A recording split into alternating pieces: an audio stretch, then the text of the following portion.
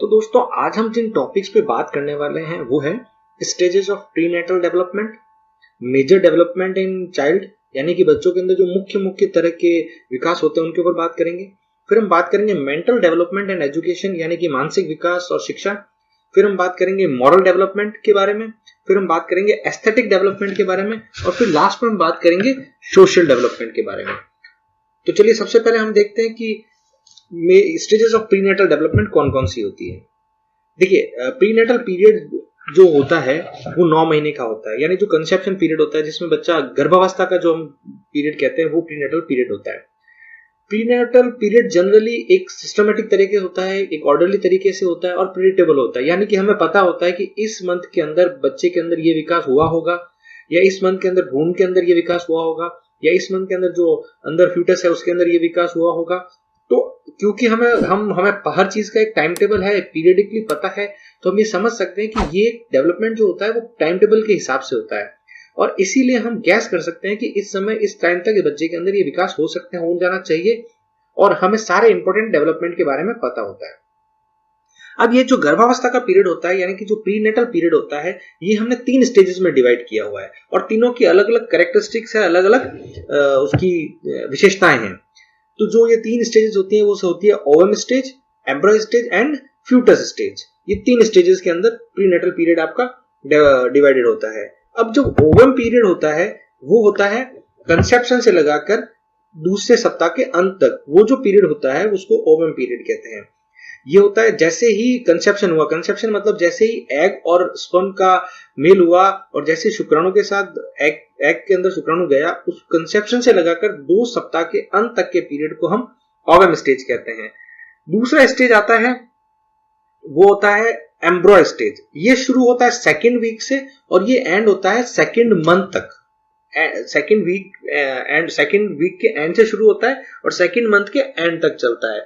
इसमें बेसिकली जो सेल्स होते हैं वो रैपिड डेवलपमेंट चेंज होते हैं और अब जो सेल होता है वो एक मास बन चुका होता है, बहुत सारे सेल मल्टीप्लाई हो के बहुत बढ़ चुके होते हैं और यहां से एक इंडिविजुअल एंटिटी की डेवलपमेंट शुरू हो जाता है। ठीक है, तो ये होता है एम्ब्रियो स्टेज। इसके बाद आता है foetus stage. Foetus stage 2nd month के एंड से शुरू होता है और जन्म तक जो पूरा पीरियड होता है वो फ्यूटस स्टेज ही रहता है। ठीक है, फ्यूटस स्टेज में सारे मेजर डेवलपमेंट होते हैं। इसमें हाइट बढ़ती है, बॉडी लेंथ बढ़ती है और बच्चे के अंदर विभिन्न विभिन्न जो डेवलपमेंट होते हैं वो शुरू हो जाते हैं। सर बनना शुरू हो जाता है, फेस बनना शुरू हो जाता है, बॉडी की लेंथ और हाइट जैसा कि मैंने बताया वो हो जाता है, उसकी चमड़ी बननी शुरू हो जाती है, स्किन बनती है उसकी, उसके बाल बनने शुरू हो जाते हैं, हेयर्स का भी डेवलपमेंट शुरू हो जाता है। फिर जो पेट और जो चेस्ट का एरिया है वो भी डेवलपमेंट होना शुरू हो जाता है, उसके आर्म और लेग्स अब दिखने शुरू हो जाते हैं, उसके फिंगर्स और टोज भी बनने शुरू हो जाते हैं और इसके साथ ही उसके इंटरनल ऑर्गन भी डेवलप होने शुरू हो जाते हैं, जैसे कि हार्ट है, ग्लैंड है, जो दिल है उसका, या जो नर्वस सिस्टम है उसका, या दिमाग है, या जो सेंस ऑर्गन का डेवलपमेंट भी शुरू हो जाता है। अब उसके जो टेस्ट का जो डेवलपमेंट होगा, टेस्ट जो बर्ड्स होते हैं, जो इंद्रियां टेस्ट को संभालती है या इंद्रियों का विकास आप कह सकते हैं, आईज का डेवलपमेंट शुरू हो जाता है, देखना जो उसको हम बोलते हैं, उसके कान बनने शुरू हो जाते हैं और उसकी स्किन का भी डेवलपमेंट शुरू हो जाता है और वो सारी मस्कुलर डेवलपमेंट जो होता है वो भी होने शुरू हो जाता है। उसके मसल्स का मूवमेंट शुरू हो जाता है, बच्चा हाथ पैर हिला सकता है, उसकी बोन्स बन जाती है, मसल और बॉडी मूवमेंट शुरू हो जाता है। ये सारी चीजों का डेवलपमेंट जो होता है वो फ्यूटस स्टेज में होता है। तो अभी हमने देखा कि जो गर्भावस्था के 3 पीरियड्स हैं, 3 स्टेजेस हैं, वो है ओवम स्टेज। ये कंसेप्शन से लगाकर 2 हफ्ते के अंत तक का जो पीरियड होता है वो रहता है। इसमें जनरली सिंगल सेल ही रहता है और उसके अंदर जो कंसेप्शन होता है हार्मोन्स का जो होता है वो शुरू हो जाता है। हार्मोनल उसके अंदर जो हार्मोन्स की वजह से जो डीएनए का जो चेंज आ रहा होता है वो सब इस चीज में होता है। फिर आता है एम्ब्रियोनिक स्टेज। इसमें 1 cell multiplies into multiple cells और वो जो बच्चा बनना शुरू हो जाता है मल्टीपल सेल्स के रूप में। और लास्ट में आता है फेटल स्टेज। फेटल स्टेज के अंदर बच्चा कंप्लीटली पूरा बन जाता है। ठीक है ना, उसके सारे जो ऑर्गन्स होते हैं वो सब बनना शुरू हो जाते हैं। अब हम बात करते हैं मेजर डेवलपमेंट इन चाइल्ड, यानी कि बच्चों के अंदर जो मुख्य डेवलपमेंट है, जो प्रमुख विकास होते हैं जिनका हमें ध्यान रखना चाहिए, वो कौन कौन से होते हैं। ठीक है, तो मेजर डेवलपमेंट जो बच्चों के अंदर होते हैं वो होते हैं मेंटल डेवलपमेंट यानी मानसिक विकास, मॉरल डेवलपमेंट, ठीक है, यानी कि हमारी जो मॉरल्स वैल्यूज होती हैं उसका विकास, एस्थेटिक डेवलपमेंट, फिर आता है हमारा सोशल डेवलपमेंट, सामाजिक विकास। फिर आता है हमारा इमोशनल डेवलपमेंट यानी कि हमारा भावनात्मक विकास।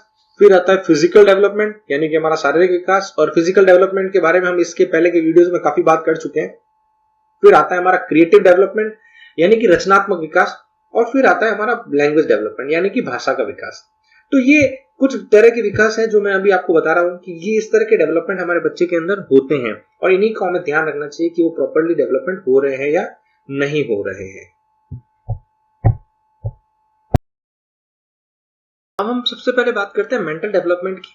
तो मेंटल डेवलपमेंट जो बच्चे के अंदर होता है वो बहुत सारे अलग अलग डेवलपमेंट्स को मिलाकर हम कह सकते हैं कि उसका मेंटल डेवलपमेंट हुआ है। ठीक है, इसमें इंटेलिजेंस आता है, उसकी मेंटल कैपेबिलिटी आती है, उसकी मानसिक क्षमताएं आती है, उसकी इमेजिनेशन आती है कि वो कितना इमेजिनेटिव है, उसकी सोच आती है, उसकी थिंकिंग आती है, उसके भावनाएं आती है, इमोशंस आते हैं, उसकी वायलेशंस आते हैं, और अलग अलग उसकी मानसिक प्रक्रियाएं आती है। इन सब को मिलाकर अगर ये सब सही होता है तब हम कहते हैं कि बच्चे का मेंटल डेवलपमेंट अच्छा हुआ है। मेंटल डेवलपमेंट इंडिविजुअली कुछ नहीं है, ये मेंटल डेवलपमेंट बहुत सारे अलग अलग प्रोसेसेस, बहुत सारे अलग अलग डेवलपमेंट्स का मिक्सचर है, जिसको एक मिलाकर एक वर्ड दिया गया है, मेंटल डेवलपमेंट। अब जो मेंटल डेवलपमेंट होता है ये बहुत सारी चीजों की वजह से प्रभावित होता है। ठीक है, तो हम जैसे कि एक बच्चे का विकास के अंदर उसकी फैमिली का भी बहुत, मेंटल डेवलपमेंट के अंदर बहुत योगदान होता है, तो फैमिली का प्रभाव भी रहता है उसके ऊपर। आप कैसी फैमिली बैकग्राउंड से आते हैं, आपकी फैमिली का स्टेटस क्या है, आपकी फैमिली में कितने लोग पढ़े लिखे हैं, आपकी फैमिली कितनी बड़ी है, आपकी फैमिली कितनी छोटी है, आपकी फैमिली कहाँ रहती है, इन सारी चीजों का फर्क पड़ता है। तो फैमिली का बहुत ही ज्यादा प्रभाव पड़ता है मेंटल डेवलपमेंट के अंदर। आपने सुना भी होगा कि घर में हम एक सेइंग है कि अगर एक माँ पढ़ी लिखी होती है तो समाज पढ़ा लिखा बनता है, यानी कि अगर एक माँ पढ़ी लिखी है तो ऑब्वियसली उसके बच्चे का मानसिक विकास अच्छा होगा। तो फैमिली का इन्फ्लुएंस होता है। फिर इन्फ्लुएंस होता है नेबरहुड का, कि आपका आस पड़ोस कैसा है। अगर आप एक आस पड़ोस अच्छा है, आपके आस पड़ोस में पढ़े लिखे लोग हैं, अगर आपके आस पड़ोस में पढ़े लिखे बच्चे रह रहे हैं, तो आपका बच्चा जब उनके साथ खेलेगा तो उसका भी मानसिक विकास बहुत अच्छा होगा। तो नेबरहुड का भी मेंटल डेवलपमेंट के अंदर बहुत बड़ा योगदान है। फिर आता है influence of cultural environment. Influence of cultural environment का मतलब है कि आप किस कल्चर से आते हैं, आप किस सोसाइटी में रहते हैं, आपका जो कल्चर है, आपका जो परिवेश है वो किस प्रकार का है, और ये जो वातावरण होता है, आपका कल्चरल वातावरण जो है, ये भी बच्चे के मानसिक डेवलपमेंट के अंदर बहुत बड़ा योगदान प्रदान करता है। ठीक है, फिर लास्ट में आता है इन्फ्लुएंस ऑफ स्कूल एनवायरनमेंट। अब क्योंकि हम ये अभी टीचर ट्रेनिंग प्रोग्राम के अंदर बात करें तो थोड़ा इसको स्कूल एनवायरनमेंट को अच्छे से समझ लेते हैं कि स्कूल एनवायरनमेंट किस तरह से बच्चे के ऊपर प्रभाव डालता है। देखिए, अगर घर और नेबरहुड के बाद जो तीसरा सबसे इंपॉर्टेंट फैक्टर है जो बच्चों के मानसिक डेवलपमेंट को प्रभावित करता है, तो वो है स्कूल। क्योंकि बच्चा घर के अलावा सबसे ज्यादा समय स्कूल के अंदर व्यतीत करता है, और हमें ये पता है कि स्कूल का प्रभाव बच्चे के ऊपर बहुत ज्यादा होता है। अब इसके अंदर बच्चा स्कूल में कौन कौन सी चीजें हैं जो उसके मेंटल डेवलपमेंट को इफेक्ट कर सकती हैं, तो वो है टीचर्स का बिहेवियर। अब टीचर्स का व्यवहार कैसा है, अगर टीचर बहुत प्यार से आराम से आपको समझा के बात कर रहा है, आपकी बात सुनता है या नहीं सुनता है, आपको कितना समय देता है, जब आपसे बात करता है तो बच्चे की आंखों में आंखें डालकर उसको पूरा ध्यान देकर बात करता है या उसको इग्नोर करके बात करता है, उसकी बातों को कितना समझता है, उसकी समस्याओं को कितना सुनता है। क्योंकि छोटे बच्चों से जब आप डील करते हो तो टीचर के व्यवहार और टीचर को पेशेंस बहुत होना जरूरी है। क्योंकि छोटे बच्चे जब बात करते हैं तो उनकी बहुत सारी बातें बेतुकी होती है और बिना सिर पार पैर की बातें होती है, बट अगर हमें उनको ध्यान से सुने या उनको ऐसा लगे कि हाँ हम सुन रहे हैं, तो ये उसके विकास के लिए बहुत ही अच्छी चीज है।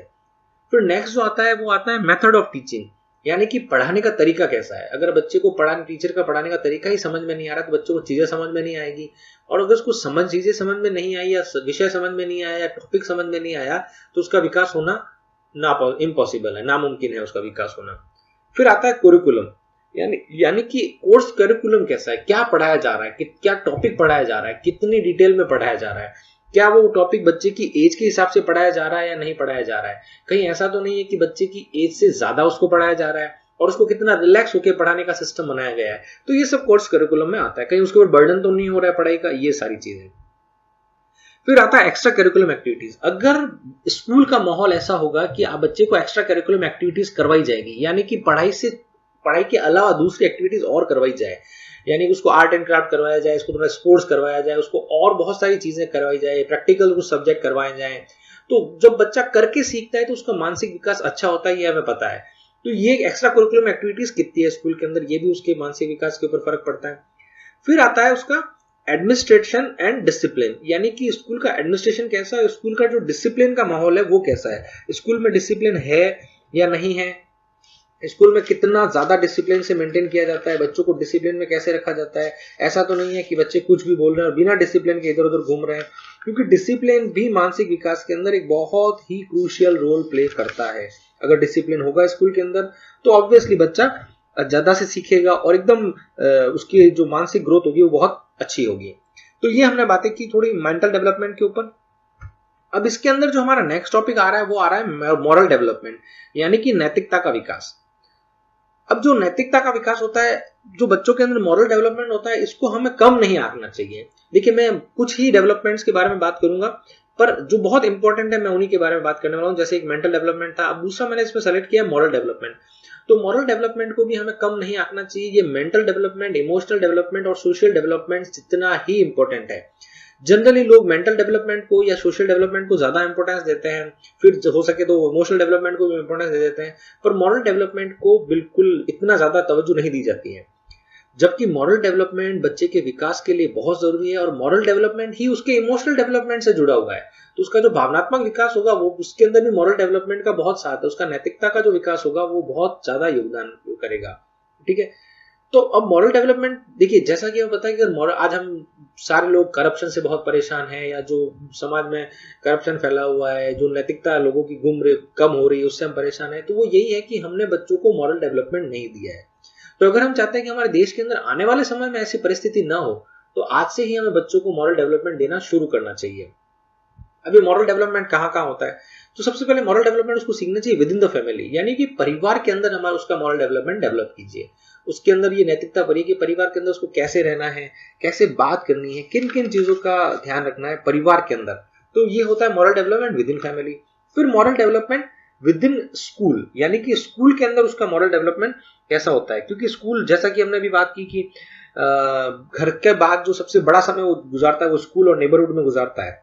तो स्कूल के अंदर उसको मॉरल डेवलपमेंट में ये समझ में आना चाहिए कि झूठ बोलना, चोरी करना, किसी के साथ चीट करना, ये सब चीजें अच्छी नहीं है और ये चीजें हमें नहीं करनी चाहिए किसी भी सर्कमस्टांसेस में।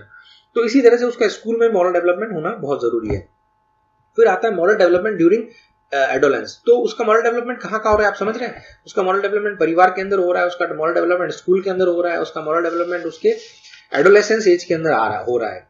ये एडोलेसेंस के एज के अंदर भी उसको मॉरल में ये सिखाया जाता है कि ये बहुत क्रूशियल एज है डेवलपमेंट की और उसको बहुत चीजें ध्यान रखना चाहिए। उसकी जो सेक्सुअल अर्जेस होते हैं, उसके जो सेक्सुअल अर्जेस होते हैं जो फीमेल्स के प्रति या अगर वाइस वर्सा मेल के प्रति जो इंटेंस उसको अट्रैक्शन फील होगा, उसके अंदर उसको कैसे कंट्रोल करना है, एथिकल क्या होता है, एथिक्स क्या होते हैं, इन सारी चीजों को उसको समझना चाहिए, क्योंकि इन सारी चीजों से उसका मॉरल डेवलपमेंट होगा।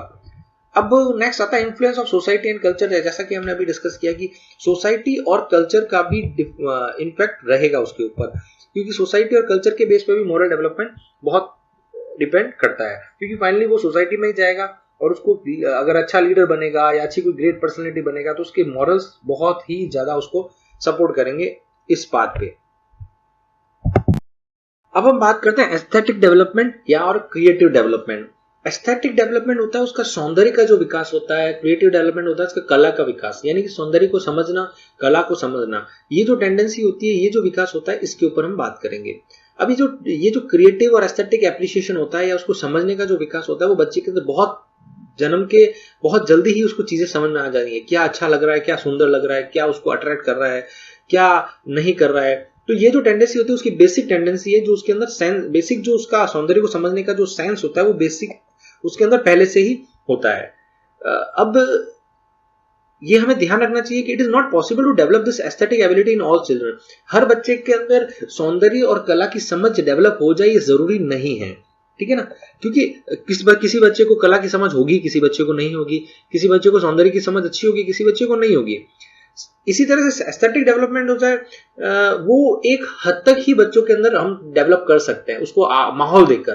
मतलब ऐसा नहीं है कि जिसके अंदर सौंदर्य की समझ बिल्कुल नहीं है उसके अंदर आप 100% सौंदर्य की समझ लेके आ सकते हैं, नहीं, क्योंकि इसमें बेसिक जो होता है बच्चे का इनबॉर्न जो होता है वो भी बहुत मैटर करता है। तो वो अगर हम बच्चे के अंदर सौंदर्य, ये एस्थेटिक डेवलपमेंट या फिर क्रिएटिव डेवलपमेंट करना चाहते हैं तो एक लिमिट तक कर सकते हैं, एक हद तक कर सकते हैं, क्योंकि इसके अंदर एनवायरमेंटल फैक्टर्स के अलावा जो हेरिडिटरी फैक्टर होता है वो भी बहुत हद तक इन्वॉल्व होते हैं।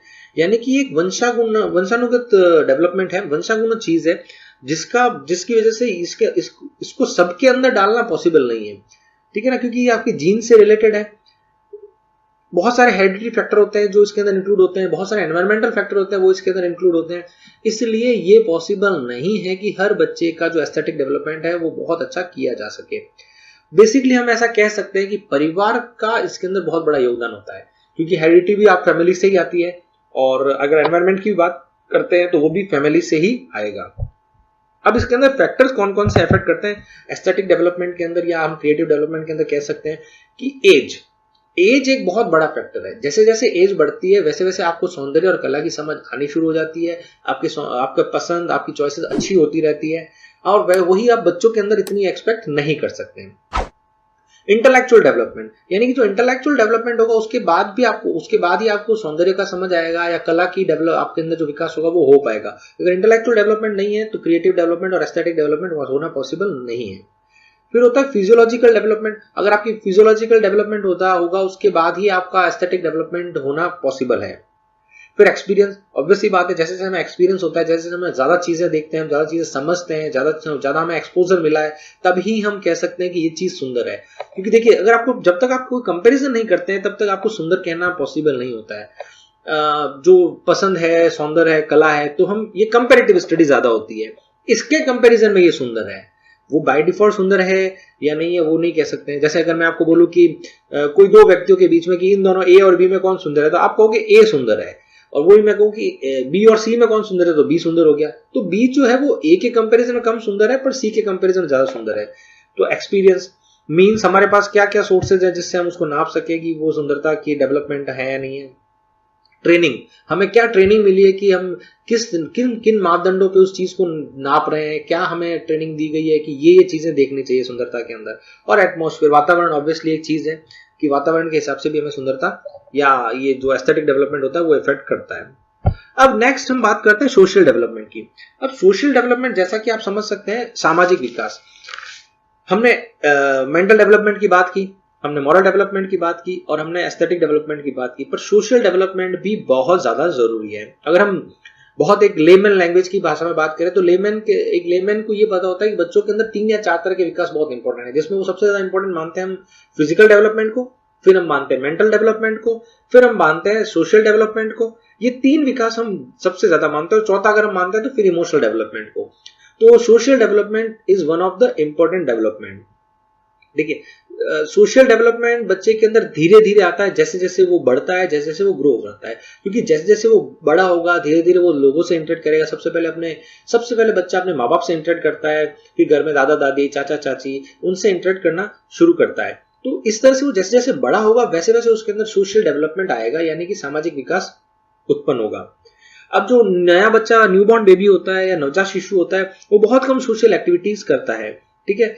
वो सिर्फ लिमिटेड रहता है अपनी फिजिकल नीड्स को फुलफिल करना। अगर उसको भूख लगेगी तो वो रोएगा, वो ये नहीं देखेगा कि कौन बैठा है कौन नहीं बैठा है, आप बिजी हो आप नहीं हो, आप कहाँ हो, किस जगह पे हो। वो कॉन्शियसली अनकॉन्शियसली इन चीजों के अंदर कंसर्न नहीं रहता है। वो सिर्फ फिजिकल नीड्स को पूरी, उसकी जो शारीरिक जरूरत है उसको पूरी होना चाहिए। अगर वो अनकंफर्टेबल है तो वो रोएगा, वो ये नहीं देखेगा कि वो कहाँ है। अब जो चाइल्ड का सोशल डेवलपमेंट होता है वो धीरे धीरे ओपन होता है। फिर चाइल्डहुड के पीरियड के दौरान उसका ज्यादा इन्फ्लुएंस आता है, और उसके अंदर बहुत सारे फैक्टर्स है, जैसे कलेक्टिव प्ले है, लोगों के साथ मिलकर खेलता है, तब भी उसका सोशल डेवलपमेंट अच्छा होगा। वो स्कूल जाएगा तब उसका सोशल डेवलपमेंट अच्छा होगा। वो क्लास के अंदर जाके बैठेगा, दूसरे बच्चों के साथ इंटरेक्ट करेगा, इन सारी चीजों से उसका सोशल डेवलपमेंट अच्छा होता है। और स्कूल में बहुत सारे सोशल गेम्स होते हैं जो अगर खिलाए जाए तो बच्चे का उससे सोशल डेवलपमेंट अच्छा होता है। तो आज हमने इन सारे टॉपिक्स पे बात की है, और हमने बहुत सारे डेवलपमेंट को समझा है, जिसमें मेजर 4 डेवलपमेंट है। मैं एक बार वापस रिपीट कर देता हूं। Mental development, social development, moral development and aesthetic development. इसके अलावा इमोशनल डेवलपमेंट है जो है वो हमने मॉरल डेवलपमेंट के साथ कवर कर लिया। तो ये 4-5 डेवलपमेंट बहुत इंपॉर्टेंट है। फिजिकल डेवलपमेंट के बारे में हम पहले ही बात कर चुके हैं लास्ट वीडियो के अंदर।